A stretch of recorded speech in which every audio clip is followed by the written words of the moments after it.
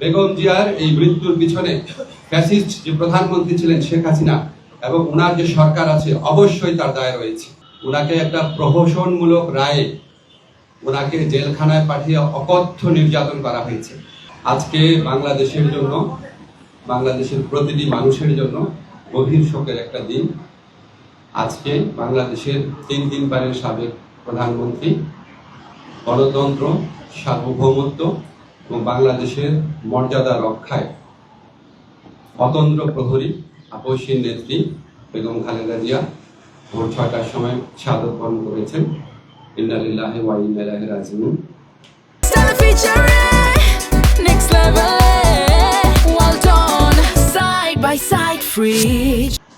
গোটা জাতির মতো আজকে আমাদের সরকারে যারা আছেন আমরাও গভীরভাবে শোকাভিভূত। এই শোকের পরিবেশে আজকে বিশেষ আয়োজনে প্রধান উপদেষ্টার সভাপতিত্বে উপদেষ্টা পরিষদের একটা বিশেষ সভা অনুষ্ঠিত হয়েছে। সভার শুরুতে সাবেক প্রধানমন্ত্রী বেগম খালেদা জিয়ার মৃত্যুতে দাঁড়িয়ে 1 মিনিটের নীরবতা পালন করা হয় এবং তার আত্মার মাগফিরাত কামনা করে মোনাজাত করা হয়। মোনাজাত পরিচালনা করেন আমাদের ধর্মমন্ত্রী। সভায় বেগম জিয়ার মৃত্যুতে আগামীকাল থেকে 3 দিনের জন্য রাষ্ট্রীয় শোক প্রস্তাব গৃহীত হয়েছে এবং আগামীকাল সাধারণ ছুটির ঘোষণার সিদ্ধান্ত হয়েছে। সবাই বেগম জিয়ার মৃত্যুতে একটি শোক প্রস্তাব গৃহীত হয়। শোক প্রস্তাব পাঠ করেন আমাদের তথ্য ও পরিবেশ উপদেষ্টা। সবাই সিদ্ধান্ত হয় যে বাংলাদেশের যত দূতাবাস আছে পৃথিবীর বিভিন্ন প্রান্তে সেখানে শোক বই খোলা হবে। সভায় বিশেষ আমন্ত্রণে অংশ নেয় বিএনপির মহাসচিব জনাব মির্জা ফখরুল ইসলাম আলমগীর। তিনি সাবেক প্রধানমন্ত্রী বেগম খালেদা জিয়ার পক্ষ থেকে, খালেদা জিয়ার পরিবার, বেগম খালেদা জিয়ার পরিবার এবং দলের পক্ষ থেকে অন্তর্বর্তীকালীন সরকারের প্রতি কৃতজ্ঞতা প্রকাশ করেন এবং বেগম জিয়ার নিরাপত্তা সহ সকল ক্ষেত্রে প্রয়োজনীয় সহযোগিতা প্রদান করার জন্য ধন্যবাদ জানান। মির্জা ফখরুল ইসলাম আলমগীর সাহেব আমাদের সভাকে অবহিত করেন যে আগামীকাল বুধবার বাদ জোহর জাতীয় সংসদের দক্ষিণ প্লাজা এবং এর সংলগ্ন মানিক মিয়া এভিনিউতে বেগম খালেদা জিয়ার জানাজা অনুষ্ঠিত হবে। জানাজার পর তাকে শহীদ রাষ্ট্রপতি, বীর মুক্তিযোদ্ধা রাষ্ট্রপতি জিয়াউর রহমানের পাশে দাফন করা হবে। ওনার দাফন করা হবে শহীদ রাষ্ট্রপতি জিয়াউর রহমানের পাশে।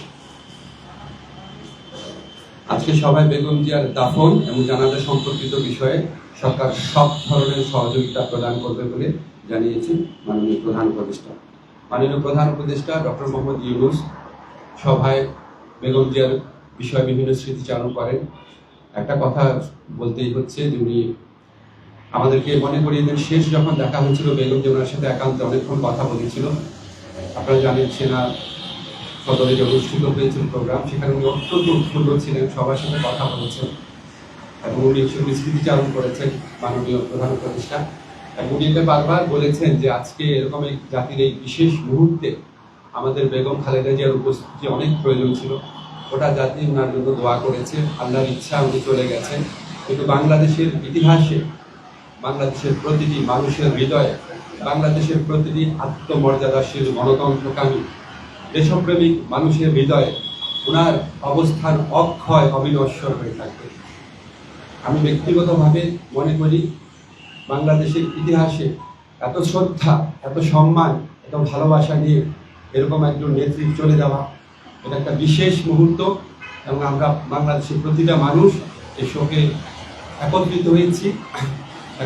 একত্রে আমরা আগামীকাল শোক দিবস পালন করবো, এরপরে বিদিন শোক দিবস পালন করবো। সবাই আমরা বেগম খালেদা জিয়ার প্রতি যথার্থ সম্মান প্রদর্শনের জন্য ওনার যে জানাজা হবে এবং ওনার যে দাফন কাজ হবে সেটা আমরা অত্যন্ত শৃঙ্খলার সাথে আফগান পরিবেশে আমরা আমাদের সবার দায়িত্ববোধ থেকে সুশৃঙ্খলভাবে এই অনুষ্ঠানগুলো আমরা দাফন এবং জানাজার যে কর্মসূচি রয়েছে সেগুলো আমরা পালন করব। ওনাকে একটা প্রহসনমূলক রায়ে ওনাকে জেলখানায় পাঠিয়ে অকথ্য নির্যাতন করা হয়েছে।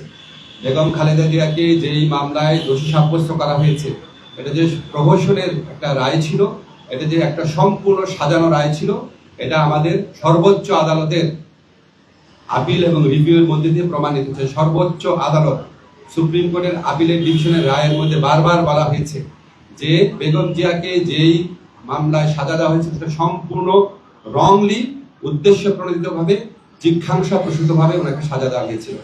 ওনাকে জেলখানায় বিভিন্ন সময় যেভাবে নির্যাতন করা হয়েছিল, ওনাকে আমরা হয়তো এত তাড়াতাড়ি হারাতাম না।